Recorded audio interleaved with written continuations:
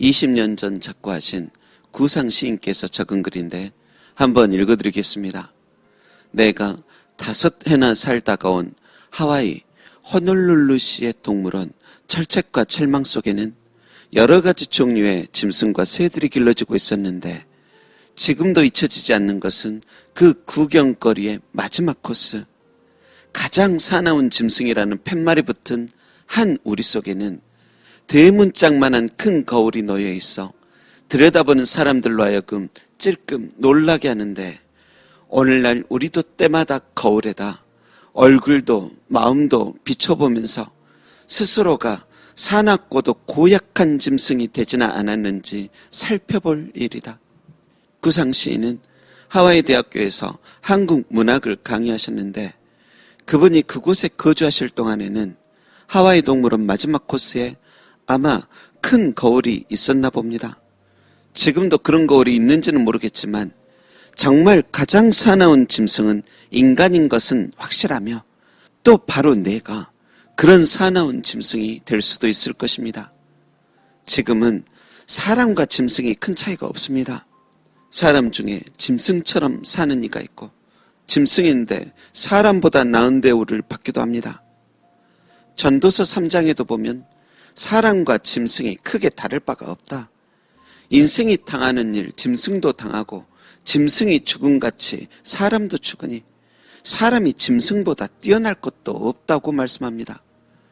그런데 짐승과 사람이 다른 것이 있는데, 짐승의 혼은 아래로 내려가고 사람의 혼은 위로 올라간다 말씀합니다. 짐승의 혼은 호흡이 그칠 때 끝이지만 사람의 혼은 그걸로 끝이 아닌 하나님께 돌아간다는 뜻입니다. 여러분, 그러니 이 땅에서 짐승이나 사람이나 살아가는 것들이 큰 차이 없을지라도 사람은 사람답게 살아야 합니다. 내가 가장 사나운 짐승처럼, 아니 괴물처럼 변하는 것을 경계해야 합니다.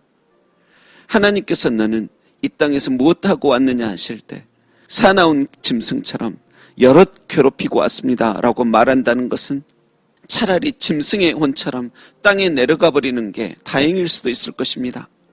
오늘 다니엘서 7장 본문에도 보면 여러 짐승들이 등장합니다. 그냥 짐승이 아닙니다. 온 세계를 삼키는 참으로 잔혹한, 너무 사납고 큰 짐승입니다. 그런데 3절에 보니 그 큰 짐승들이 바다에서 나왔다고 말씀합니다. 여러분, 바다는 시시각각 변합니다. 평온하다가도 세찬 비바람과 함께 폭풍우가 몰아치고 큰 파도가 출렁입니다. 다시 말해 바다는 불안하고 혼돈스러운 세상을 뜻합니다. 한국은 여름철에 장마비가 자주 쏟아집니다. 바다 한가운데서 갑자기 생긴 태풍이 비구름을 몰고 찾아오기 때문입니다. 그렇듯 다니엘서 7장에도 보니 바다에서 대형 태풍 같은 짐승들이 갑자기 생겨나 큰 피바람을 몰고 오는 것입니다. 그 짐승들 모습을 보니 첫째 짐승은 날개 달린 사자이고 둘째 짐승은 갈빗대 3개를 물고 있는 곰입니다. 셋째 짐승은 표범 같은데 머리가 4시고 등에 4개의 날개까지 있습니다. 그리고 4번째 짐승은 사자나 곰, 표범처럼 자주 보던 짐승이 아닌 10뿔이 있는 특이한 짐승 모양을 하고 있습니다. 성경학자들은 이 짐승들을 세계를 제패하는 제국들이라 말을 합니다. 그런데 더 쉽게 말하자면 세상의 혼란 속에서 등장하는 아주 사나운 짐승 같은 세상 사람들일 뿐입니다. 짐승들은 자기 필요한 만큼만 먹습니다. 그런데 이 짐승 같은 사람들의 욕심과 야망은 끝이 없습니다. 도로를 역주행하고 인도로 돌진하여 사람들을 치워 죽여도 계속 폭주하는 자동차 같습니다. 그래서 사람들은 그 사나운 짐승들이 너무 두려워 그들 앞에 복종합니다. 또 반대로 그들은 이렇게도 많은 사람들을 굴복시켰기에 스스로를 하나님처럼 높이며 신이라 칭합니다. 그러나 여름철 바다에서 갑자기 생긴 태풍이 큰 비를 몰고 왔으나 금세 사라지듯이 아무리 스스로를 영원하신 하나님처럼 높일지라도 그들의 영광은 어느새 사라집니다. 곧 또다시 생길 2호 태풍 같은 짐승, 3호, 4호 태풍 같은 짐승도 마찬가지입니다. 그들은 인류 역사에 큰 피해를 주고 떠난 바람 중 하나일 뿐입니다. 하지만 기억해야 할 사실은 짐승의 혼은 아래로 가도 사람의 혼은 위로 간다는 사실입니다. 그들은 하늘로 올라가 영존하시는 하나님을 배울 때 두렵고 놀라 까무러칠 것입니다. 내가 왜 이런 짐승 같은 짓을 하며 미쳐 날뛰고 살았을까? 이렇게 버젓이 하나님은 살아계시는데 이 짐승만도 못한 내가 뭐라고 하나님인 채 하며 까불었을까? 후회하며 가슴을 칠 것입니다. 여러분, 그런데 우리도 그렇게 후회할 수도 있습니다. 짐승 같은 인생 속에서 살아남으려면 나도 인간이 아닌 짐승 같아야 한다고, 보통 짐승이 아닌 괴물과 같은 매우 사나운 짐승이 되어야 한다고 온 세상에 이빨 드러내며 심지어 가족들까지 물어뜯으며 인간성이 말살된 채 그리 살아간다면 우리 영혼도 하늘로 올라가 주 배웠을 때 얼마나 하나님과 내 자신에게 부끄럽겠습니까? 하지만 다니엘은 그리 살지 않습니다. 짐승들 곁에 살아도 함께 짐승되지 않습니다. 스스로를 신이라 칭하는 왕들 곁에 있어도 언제나 오직 하나님뿐이었습니다. 바다에서 출몰하는 짐승 같은 왕들보다 하늘에서 내려오실 진정한 왕 메시아를 기다리며 살았습니다. 우리 7장 13절 14절 함께 읽겠습니다.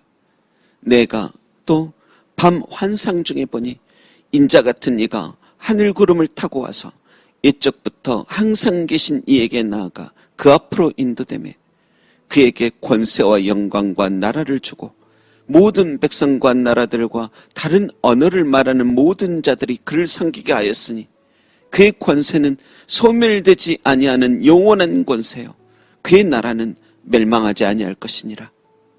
27절도 함께 읽겠습니다. 나라와 권세와 온천한 나라들의 위세가 지극히 높으신 이의 거룩한 백성에게 붙임받으리니 그의 나라는 영원한 나라이라. 모든 권세 있는 자들이 다 그를 섬기며 복종하리라. 아멘. 여러분, 다니엘은 이렇게 바다에서 출몰한 사나운 짐승들보다 하늘 구름을 타고 오시어 영원한 나라를 이루실 메시아를 더 두려워하며 더 소망하였습니다. 사나운 짐승들과 한패되어 교만히 다니지 않고 장차 오실 인자 같은 이를 소망 중에 바라보며 온전히 주님만 높이며 살았습니다. 그리고 28절 말씀처럼 주님께서 보여주신 환상과 꿈들을 마음에 간직하며 살았습니다. 여러분, 성도된 우리도 다니엘처럼 귀한 말씀들을 마음에 간직하며 살아가시기를 소망합니다. 짐승답게가 아닌 인간답게 살고 짐승 같은 사람들 아니라면 나는 아무것도 못한다는 듯 벌벌 떨며 사는 게 아닌 주님만이 나의 힘, 나의 구원임을 믿으며 살아야 할 것입니다. 그리고 장차 열불을 가진 짐승이 우리의 후대들을 이렇게 괴롭힐 때 우리의 후대들도 다니엘처럼 기도하며 말씀을 마음에 간직하며 살다가 주님 맞이하기를 간절히 바라는 우리 모두가 되기를 주님의 이름으로 축원합니다. 기도하겠습니다. 주님, 혼란한 바다에서 나오는 사나운 짐승 같은 이들을 따르기보다 장차 하늘 가르시고 새하늘과 새 땅 만드시어 영원한 나라를 이루실 주님을 따르게 하소서. 하나님의 말씀들 마음에 간직하며 인간답게 살다가 하나님 배우게 하옵소서. 감사드리며 사나운 짐승 같던 우리를 하나님 자녀 삼으신 예수님의 이름으로 기도합니다. 아멘.